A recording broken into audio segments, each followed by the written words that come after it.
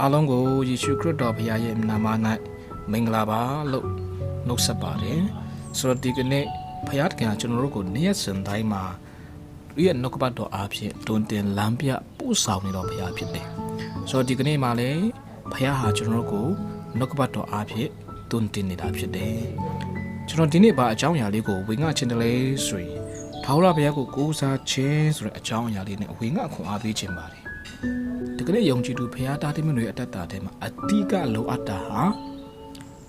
ထာဝရဘုရားကိုကိုးစားခြင်းဖြစ်တယ်ဒီကနေ့ကျွန်တော်တို့ကထာဝရဘုရားကိုကိုးစားတဲ့နေရာမှာအားကိုးတဲ့နေရာမှာအယံကိုအားနည်းနေတယ်တမန်ကျမ်းစာတစ်ပိုက်ကိုဖတ်ပါမယ်သုတ်တန်ကျမ်းအခန်းကြီး3အပိုက်ငယ်9နဲ့6မှာဒီလိုပြောပါတယ်ထာဝရဘုရားကိုစိတ်နှလုံးအကျွမ်းမဲ့ကိုးစားလို့ကိုယ်ဉာဏ်ကိုအမီမပြိုနဲ့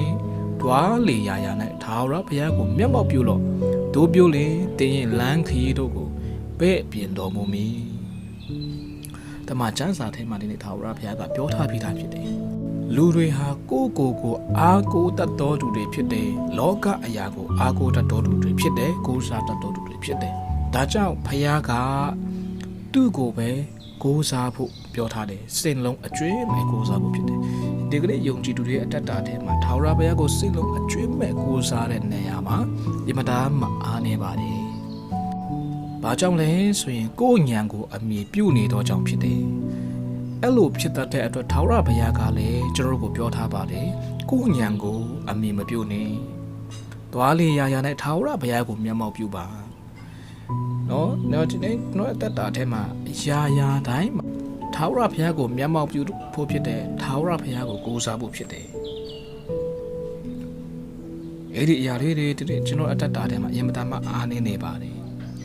ဒါကြောင့်မိတ်ဆွေဒီကနေ့ခွန်အားပေးခြင်းတယ်လောကအရာကိုကြည့်တဲ့အခါမှာတော့စိုးရိမ်စရာတွေများနေပါတယ်သို့ပေမဲ့လို့အဲ့ဒီလောကအရာတွေထဲမှာကြော်ဖြတ်ဖို့ကတော့ကိုယ့်ရဲ့ကြိုးစားခြင်းနဲ့မရပါဘူးဒီကနေ့ယုံကြည်သူအတ္တတာဟာကြိုးစားခြင်းတဲ့ကိုးစားခြင်းနဲ့တွားရမှာဖြစ်တယ်ဒါကြောင့်ကျွန်တော်ကြိုးစားနေတဲ့အရာတွေရပ်လိုက်ပါဖခင်ကိုထာဝရဘုရားကိုကိုးစားခြင်းအတ္တတာနဲ့ကျွန်တော်ဆက်ပြီးမှအသက်ရှင်ဖို့ဖြစ်တယ်ခွန်အားပေးခြင်းနဲ့တိုက်တွန်းခြင်းနဲ့လောကအရာတွေကိုကိုးစားမယ်ဆိုရင်လောကအရာတွေကိုကျွန်တော်အားကိုးနေမယ်ဆိုရင်ကျွန်တော်တို့ဟာကြံနေမှာဖြစ်တယ်ထာဝရဘုရားကိုပဲကိုးစားဖို့စိတ်လုံးအကျွမ်းမဲ့ထာဝရဘုရားကိုကိုးစားဖို့ဖြစ်တယ်ဒါကြောင့်ကျွန်တော်တို့အတိညာဏ်ကိုအမေပြုတ်ပြီးမှကြိုးစားနေတဲ့အရာအလုံးဟာကျွန်တော်ပဲပြင်ပမှာဖြစ်တယ်ဒါကြောင့်ဘုရားကကျွန်တော်ကိုပြောထားပြီးသားဖြစ်တယ်ထာဝရဘုရားကိုကိုးစားခြင်းရှိဖို့နှုတ်ကပတ်တော်အဖြစ်တွင်တင်ထားတာဖြစ်တယ်ဒါကြောင့်ဒီကနေ့နှုတ်ကပတ်တော်ခံယူနေတဲ့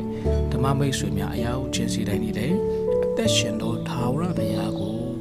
ကိုးစားတတ်တော်သူတွေဖြစ်စေဖို့နှုတ်ကပတ်တော်အပြင်ကိုအားပေးခြင်းပါတယ်။ဒါကြောင့်ဘုရားကတော့ဘလို့ဆက်ပြီးမှဂတိပေးထားတယ်လေဆိုတို့ပြုလေတင်ဤလမ်းခီးတို့ကိုပဲ့ပြင်တော်မူမည်။ဟာလေလုယာ။ဘုရားကတော့ပြောထားပြီးပြီသူ့ကိုအားကိုးတဲ့သူတွေရဲ့အတ္တတာထဲမှာသူ့ကိုအမိပြုပြီးထာဝရဘုရားကိုမျက်မှောက်ပြုလေအသက်ရှင်တော်ဒါတပိတွေအတ္တတာထဲမှာဘုရားဟာပြောချင်တဲ့အရာကတာဝန်ယူမှာဖြစ်တယ်။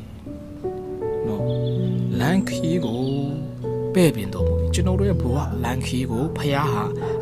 အစအဆုံးတာဝန်ယူမဲ့ဖခင်ဖြစ်တယ်။ဒါကြောင့်